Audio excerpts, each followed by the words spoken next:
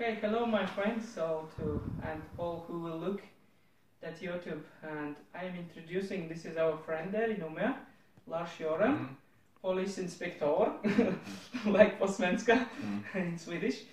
And he have very powerful testimony, and I am interested to show the testimony, what he gone through in his life, and possibly you can start, I think, how you met God in your life. I met God when I was just around 11 years. Then I got baptized, and I thought already that when I was quite young that this is the way, because I had a dad who was drinking and it was fighting in my home, and my mother was Christian, and I saw the difference between my drinking daddy and my mom who was saved and wanted to follow Jesus. So I decided to go the way she did, to follow Jesus, and it was right for me. Yes, but how it happened? Possible there was some person in your life who was talking about that, or this was like you felt your heart desires that there is something more and you start to cry out to God, or I was in a youth camp when I was about that age, and I had some friends who also were Christian, and we belonged to the Pentecostal church, and I found to be together with them. This is where I want to belong. Here I want to stay, not out in the streets. I want to be in this church together with God and follow Him, and this is how it started. Okay. Yeah. And when you came to God, did you felt that God really interested in your life to change something, or you felt you was do something wrong and something like that? I just felt that I wanted to follow Him, and I saw the difference, and especially what my stepfather did when he was drinking, and I felt very scared of him because he got quite angry, mad when he had drank, and this was not good. So I understood the way to follow Jesus. It's the right way, and yes, and then I had very good experience when I grew up. I moved from Lycksele here in Västerbotten to South Sweden, to Västerås, and there I received, when I was about 15 years, I received the Holy Spirit. Yes, that was the question what was in my heart. Next question.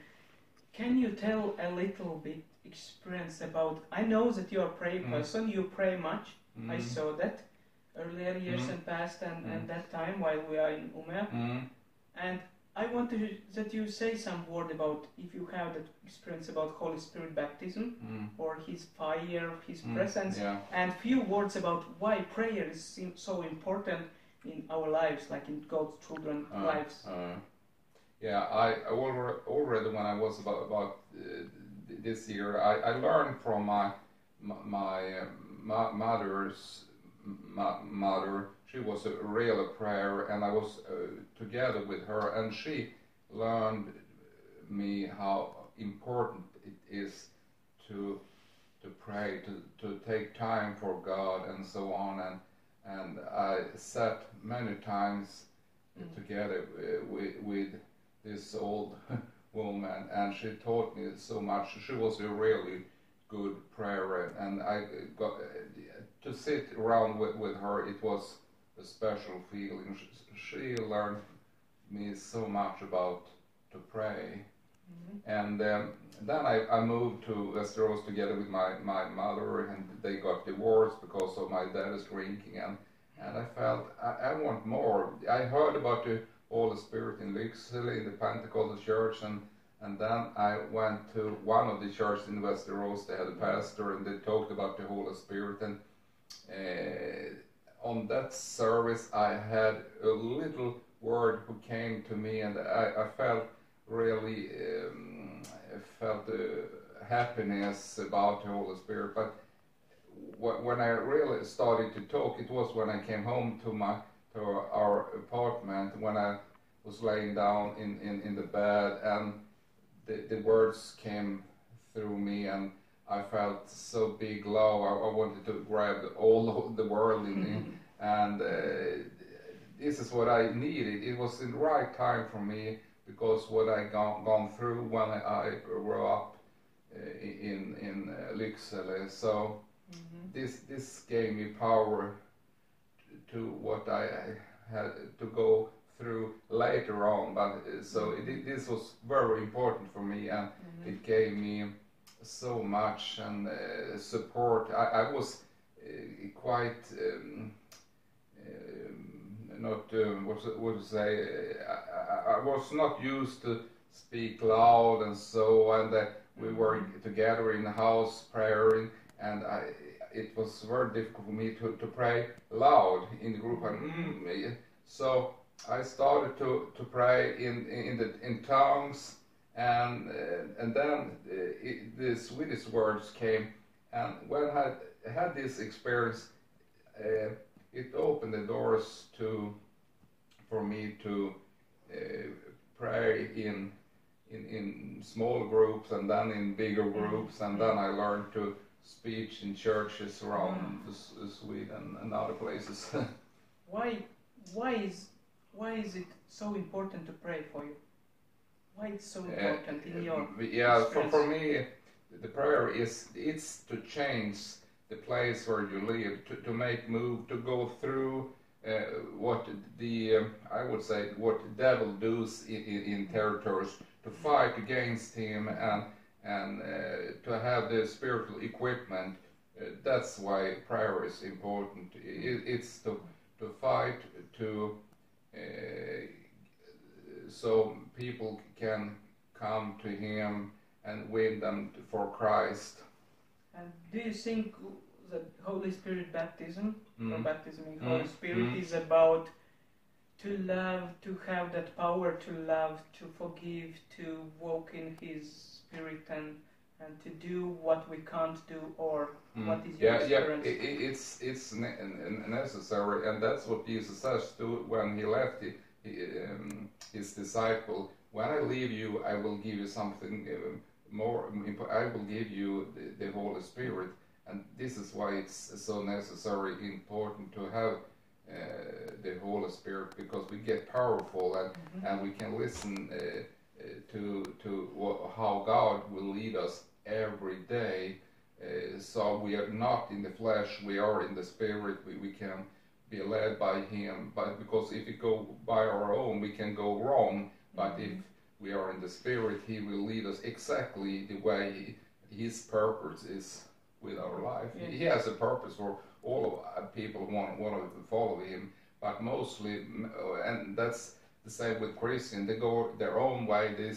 They wanted to look at me, but the purpose is to look at Jesus, look at the Holy Spirit. He has the way, and He has something special for His church today, and He wants change in the church, as you said later when we talked, because the situation in Sweden, in the northern, in the world today, is very important that the Christian start the focus on Christ and have a longing for the Holy Spirit. Yes. How about your calling in God? Do you know clearly who you are in God, and with what purpose He uses you, or what is His plan in your life? I know my calling from God very clearly. I try to obey in that. I hear and I try to obey. But what about your calling in God? Yeah, for me it's very important to start the day by reading the Word and to pray for people, my family, friends, and the pastors, and for other Christians and Christians in North Korea and in Syria and so on. I pray for all of the world, because I've been working in other places in the world. So I've seen people who are have very difficult situations, and I know the situation in the world because I follow what by the news and so on what's happening. So that's why I'm interested. For example, Open Doors works, how they work, and so on. This is very important for me. other situation. We have a good standard here in Sweden, but the spiritual standard has gone like this, and I think it's important now for the Christians here is to hide the standard and create the longing for to receive Christ in their hearts. Then we'll see a change in the society. This is very healthy, what you're talking about in spirit. This is really like, wow, that's great. But how you can manage that prayer and so you're a policeman, yeah? Like, but how you can manage that your work together with prayers and so, like, how it's possible? Yeah, I think it's very important as in my work. When I meet people of all kinds who have done very bad things, but I meet them. I see the man behind the crime. It's very important to separate what a man has done, a crime. It can be a very bad crime. Somebody beaten someone, they can killed someone, and then if you have the feeling about what they done and just see that in one person, then you feel, wow, why did you do like this? You have to separate, see the man and see the crime, and meet the man, because my purpose and what I want with a person when they come for questions in the police is to get them to say, yes, I've done wrong, I want to change my life, I've done this and this and this, but now I want to change, I want to put this behind me and start a new life. Then, yes. This is when I feel good, when I can get people feel comfort when they come to me as a Christian police, because other police don't have these thoughts how to change people. They just want to have that, to confess what you've done. I see you have to confess your sin, the crime, the sins, then you can be forgiven, then you can change your life, and then you can do what you want to do. But some people, they don't confess, and that is very difficult to change your life. To help them. Yeah. Okay, you are talking that God hates the sin, but He loves the people, and He wants to do something, no matter what they done. No. He wants to change that situation. Yeah. He wants to help if they want to. Really, He can I help. mean, if people can't be saved, His love is reached to anybody who wants to open their heart and ask God, forgive me what I've done. This was very bad. I'm sorry, so sorry what I hurt someone and changed my life. I want to make a new start in my life. Yes, that was on the cross when Jesus was on the Calvary. That's what one of the what they call the persons who was behind Jesus in English. What would you say? The was like other sinners. The two other sinners. One of them said, "Father, think about me when you come to heaven. Yes, really today I say you will be together with me in heaven." Because he wanted to change, not the other, but one of the man. He believed in Jesus. Yes, amen. Then in your work, it's really very important that God give you that new, like, spirit or new mind, renewed mind, who can forgive them, who can understand them, and who want to help them, to lift up them, not to just give them freedom if they don't understand how to use that, but if they want to change something. That I see the God's Father's heart in you, that only Jesus' heart in you can act like that. then more you have that relationship with God, then more He teach you to help other people to find the real reason why they act so, and if they want to change that.